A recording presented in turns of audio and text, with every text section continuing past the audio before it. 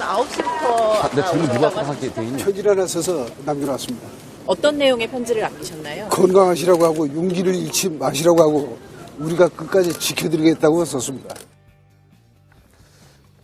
노은지 기자, 어떻습니까? 이 결국 돌아서고 있는 박의 남자들이라는 해석을 좀 했는데 실제로 그런 좀 움직임이 있습니까? 어떻습니까? 왜냐하면 조금 전에 목소리를 들으셨는데 남재준 전 국정원장이 새로운 진술을 하면서 뭔가 좀 폭로를 하는 게 아니냐 이런 관측이 나오고 있는 건데요. 남재준 전 원장의 검찰 진술로 알려진 내용을 좀 소개해드리겠습니다. 뭐라고 했습니까? 일단은 박근혜 전 대통령이 2013년 5월에 그 국정원장의 특활비를 떼어달라고 해서 내가 5천만 원을 전달했다. 그리고 이 돈을 달라고 하는 과정에는 이재만 전 비서관이 전화를 걸어서 요구를 했다. 이런 얘기를 했고요.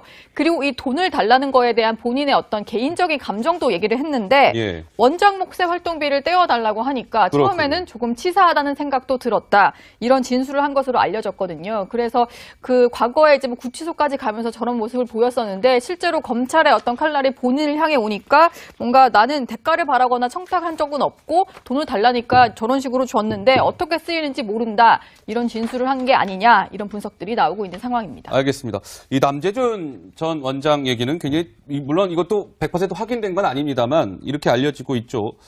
원장 몫의 활동비를 달라고 하니까 처음엔 조금 치사하다는 생각마저 했다. 누구한테? 박근혜 당시 대통령한테 이렇게 증언을 했다는 건데 한번 좀 지켜보도록 하고요.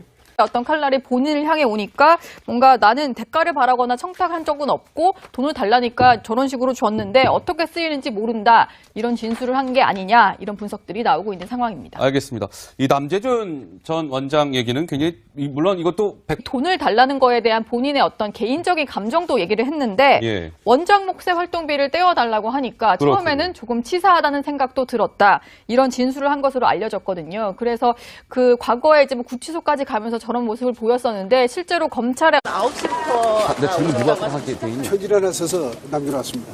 어떤 내용의 편지를 남기셨나요? 건강하시라고 하고 용기를 잃지 마시라고 하고 우리가 끝까지 지켜드리겠다고 썼습니다.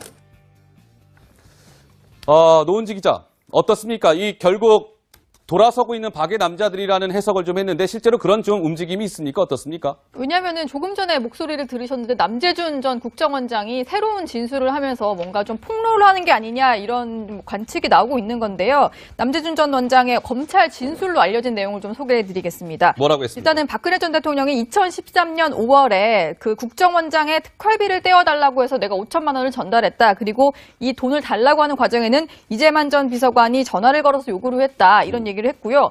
그리고 이